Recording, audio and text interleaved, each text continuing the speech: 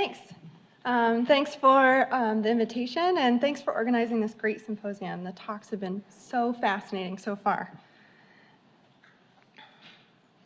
And so in a variable and changing world, timing critical life history functions is critical for performance and can mean the difference between success and potentially complete failure.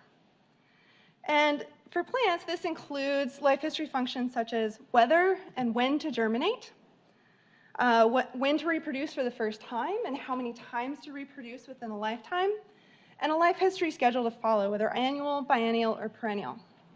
And because it's so important for plants to time these life history functions with favorable conditions,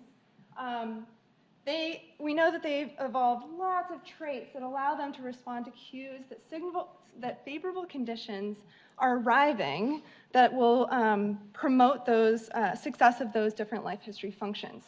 And so these cues can include things like, as we've been talking about already, ambient temperature, soil moisture, things like day length and photoperiod, things like winter chilling, which can signal to the plant that the harsh conditions of winter are over and favorable conditions of spring are coming.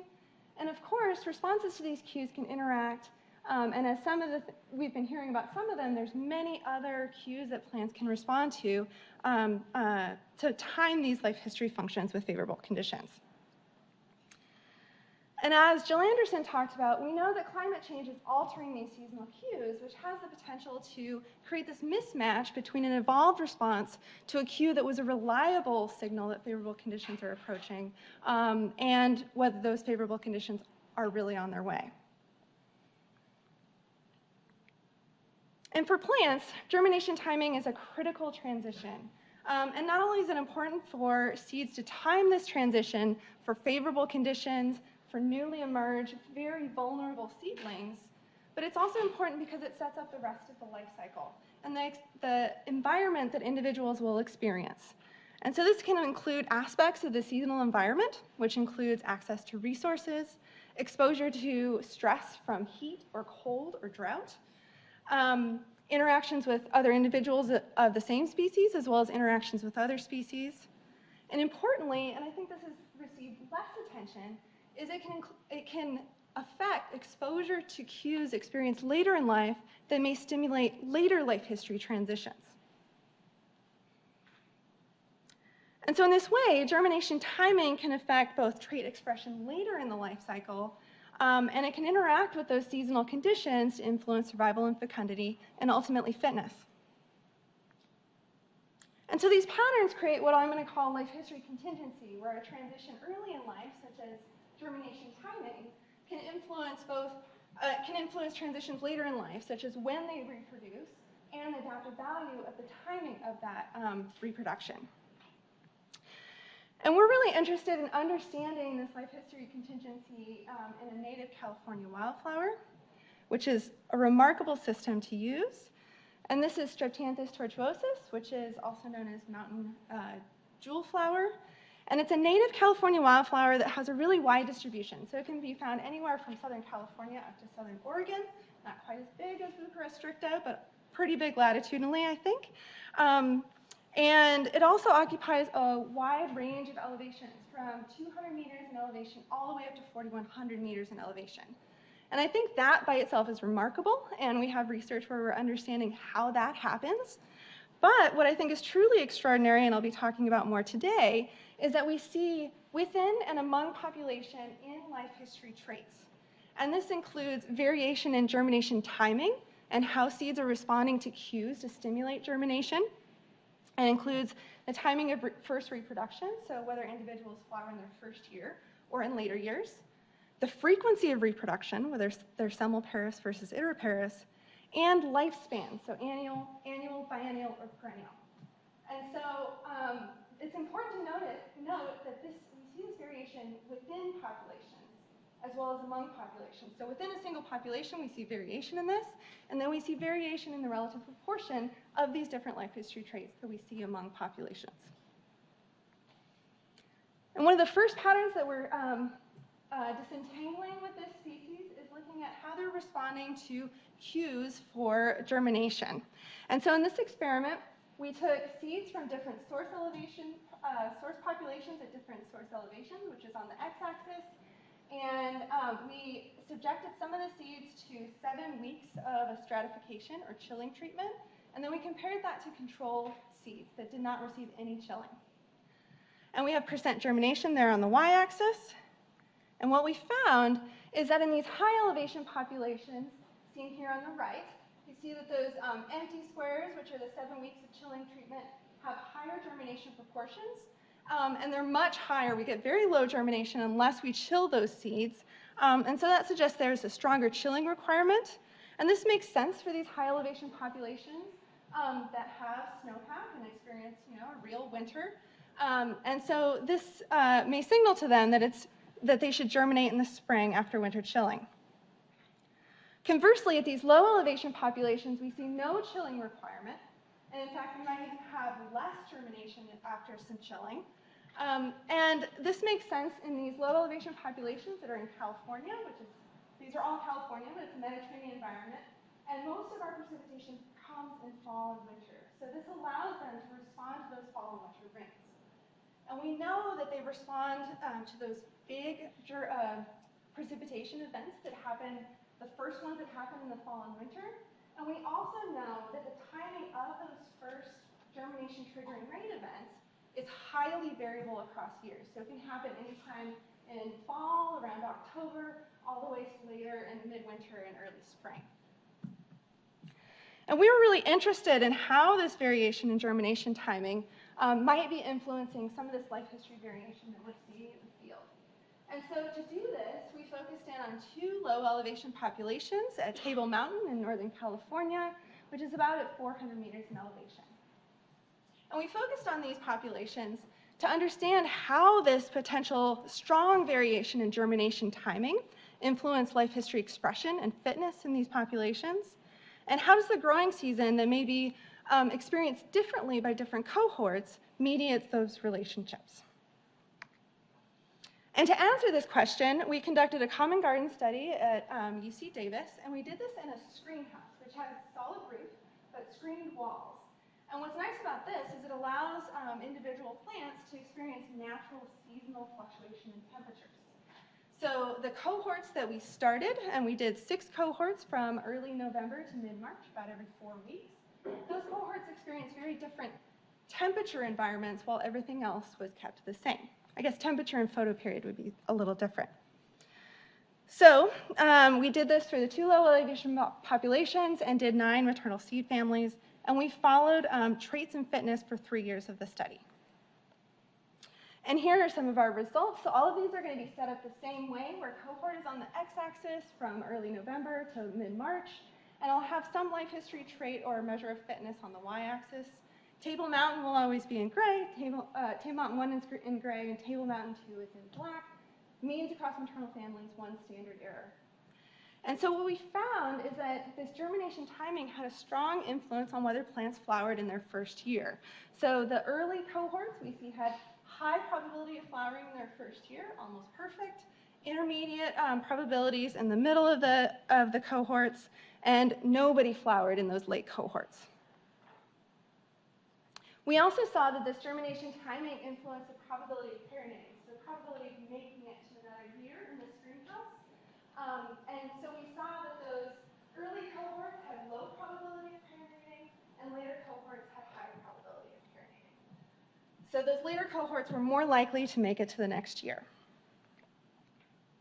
We also looked at the number of reproductive events and how this was related to germination timing. And we found that number of reproductive events, if it's 1, they reproduced once. If it's higher than 1, some of the individuals reproduced more than once. Lower means some didn't reproduce at all. And the patterns that we see is that these early cohorts tended to express annual life histories that tended to flower in their first year. Most of them flowered once or reproduced once, and there were some iteroparous individuals that reproduced more than once. But in late cohorts, we saw them express biennial life histories that flowered in their second year. They tended to flower once, had fewer iteroparous individuals, and had several individuals that never reproduced at all, which seems like a bad strategy. Okay, and so as you might expect from those patterns from life history, we also saw strong effects on fitness. And so here, our measure of fitness in the first year was fruit set. And so as you would expect, those earlier cohorts were more likely to flower, so they were more likely to set fruit, and they had higher fitness, and later cohorts had no fruit set because they didn't flower. But when we look at cumulative fitness across the 3 years of the study, we see very different patterns. In fact, we see that these mid-winter cohorts actually have higher fitness. And interestingly, the table mountain 1 population fitness seems to peak in that December cohort, and in the table mountain 2 population, we see fitness peak in that January cohort. Okay, so we saw strong effects of germination timing on life history expression and fitness for these 2 populations. And we were interested in whether it was differences in the seasonal temperature that these cohorts experienced that mediated these relationships. And we also had some previous work in the system that suggested a chilling requirement was needed for first-year flowering, or for flowering in general. And so we wanted to test whether chilling really was that cue that was causing those differences. But more importantly, we wanted to ask whether that cue was adaptive. So if it is, then we would expect that there would be some reason that those late cohorts don't flower in their first year if they don't receive that cue. And that if they did flower in that first year, those late season cohorts, we would expect to see some cost. So we tested this by conducting an experiment where we created a late season cohort, and we exposed half of the individuals to a chilling treatment, and half of them we didn't, and then we looked at what they did. So what we found is that these chilled plants or vernalized plants were almost perfectly likely to flower in their first year. So this seems like, yes, this chilling cue is causing at least these differences in the probability of flowering. But we wanted to look at how this affected later life history traits. So when we look at probability of parinating, again, the probability of making it to another year, we don't see any strong differences between the vernalized and non-vernalized, so the chilled or non-chilled plants, even though there was big differences in whether they reproduced or flowered or not. We also saw in terms of number of reproductive events, those chilled plants were not only more likely to flower in their first year, there were more individuals that were more likely to flower more than once.